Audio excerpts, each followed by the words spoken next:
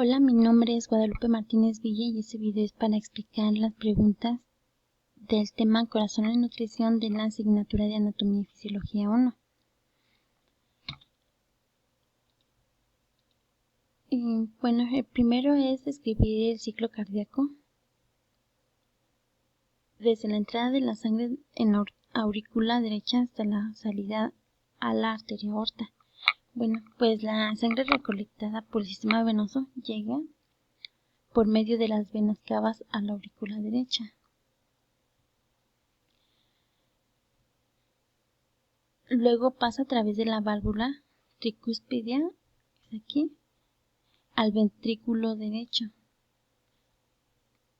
que al contraerse pasa por las válvulas pulmonares a las arterias pulmonares para ir al pulmón y realizar la hematosis.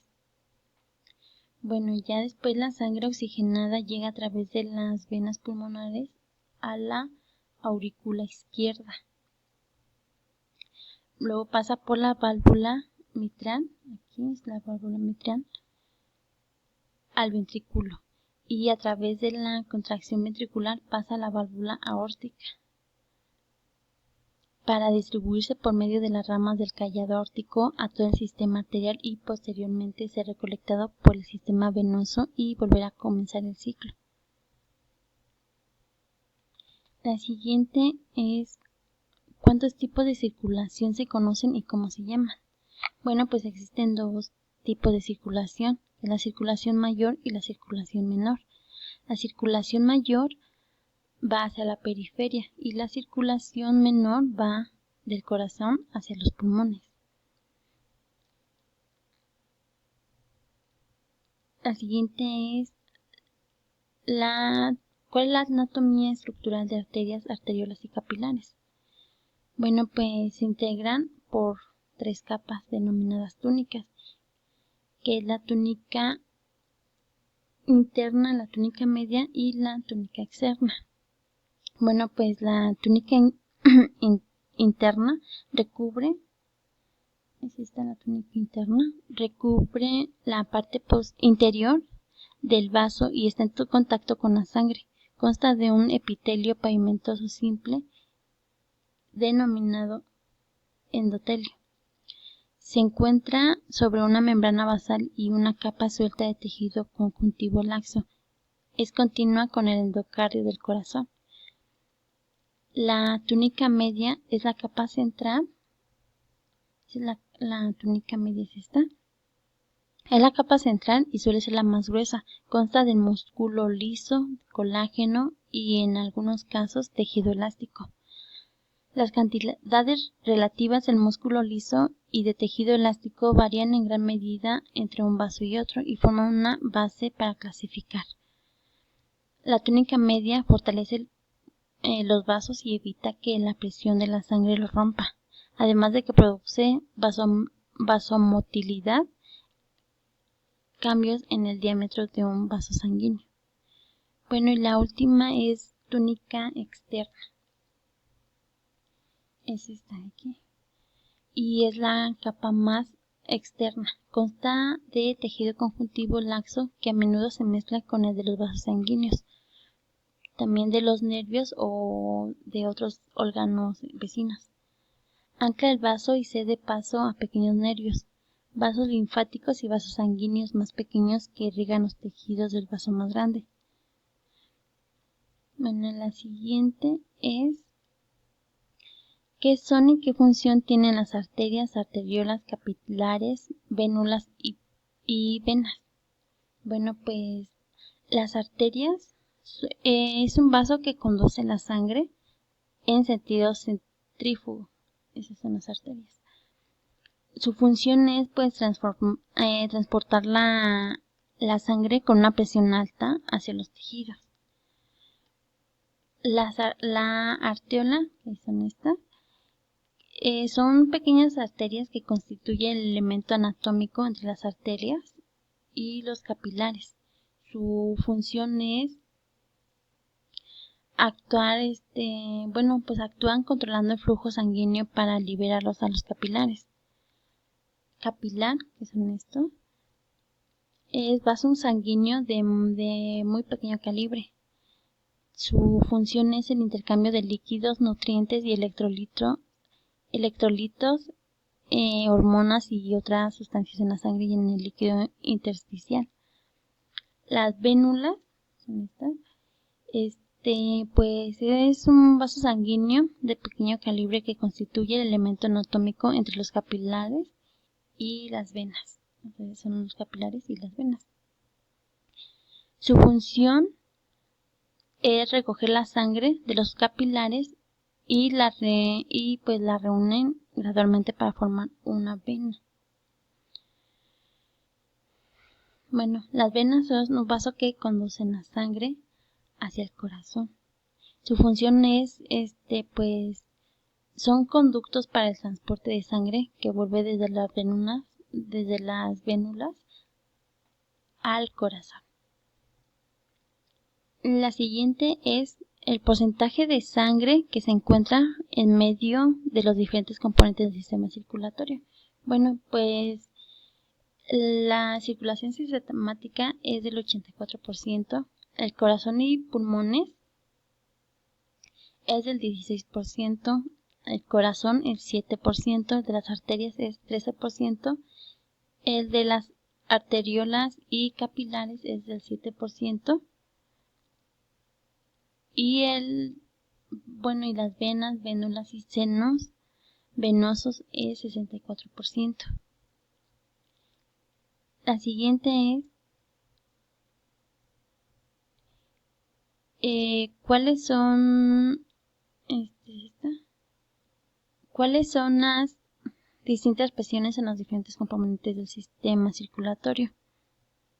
Bueno, pues es en la presión aórtica es de 100 milímetros de mercurio. La presión sistólica y diastólica es de 120 milímetros de mercurio. La presión capilar es de 35 milímetros de mercurio.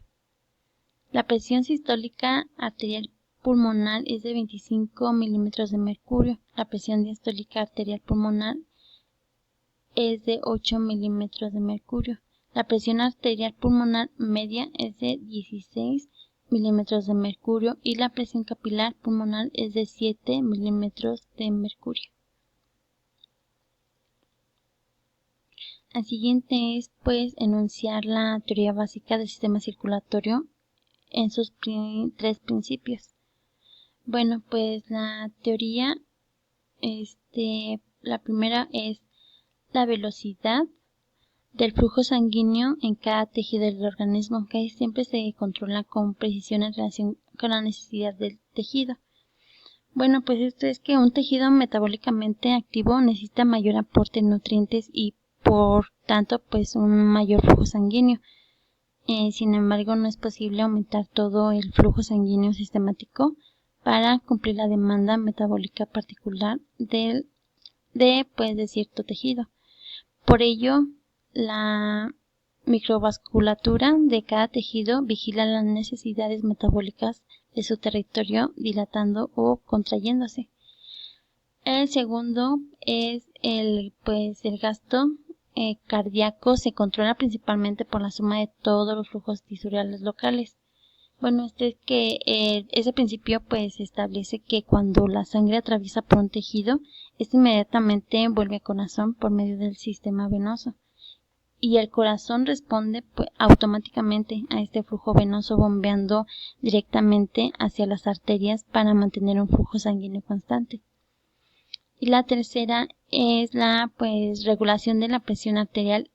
Es generalmente independiente del control del flujo sanguíneo local o del control del gasto cardíaco. Bueno, pues esto es que el sistema circulatorio tiene un sistema de control de la presión arterial, en especial de señales nerviosas que producen aumento de la fuerza de contracción, contracción venosa y vasoconstricción generalizadas de los vasos de pequeño calibre como las vénulas. La siguiente menciona qué es el flujo sanguíneo. Bueno, pues el flujo sanguíneo es la cantidad de sangre que atraviesa un punto dado de la circulación en un periodo de tiempo determinado. La siguiente es, ¿qué es el flujo sanguíneo laminar? El flujo sanguíneo laminar es la porción de sangre más central que se mantiene en el centro, aquí, de un vaso sanguíneo. Y el flujo turbulento es el que transcurre en todas las direcciones del vaso y se mezcla continuamente en su interior. Bueno, pues el flujo sanguíneo atraviesa el vaso en dirección transversal y también longitudinal, formando espirales que se denominan corrientes en torbellino, como estas que están aquí. La siguiente es, ¿qué es la presión sanguínea y cómo se mide?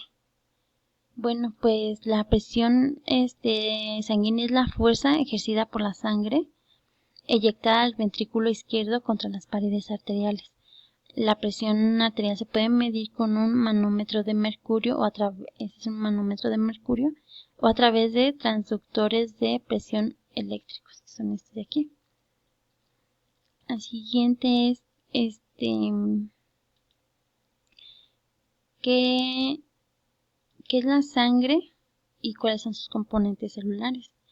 Bueno, pues la sangre es un tejido conectivo líquido que circula por capilares, venas y arterias.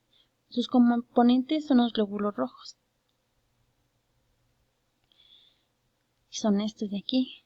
Y se forman en la médula ósea, donde son liberados al torrente sanguíneo. Y pues el color rojo se debe a la hemoglobina. Y esa se encarga de ligar el oxígeno para transportarlo de los pulmones a los tejidos para que las células respiren. El siguiente componente son los glóbulos blancos. Son esos glóbulos blancos que ven aquí. Estos son encargados de proteger el organismo contra bacterias, virus, hongos y parásitos.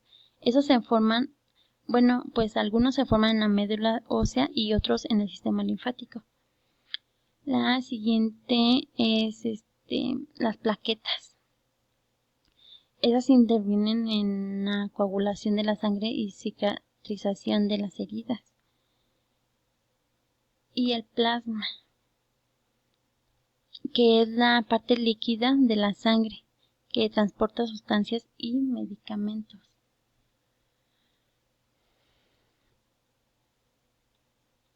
La siguiente es qué es el hematócrito y cómo afecta un cambio de en el flujo sanguíneo. Bueno, pues el hematócrito es la porción de sangre que corresponde a los glóbulos rojos.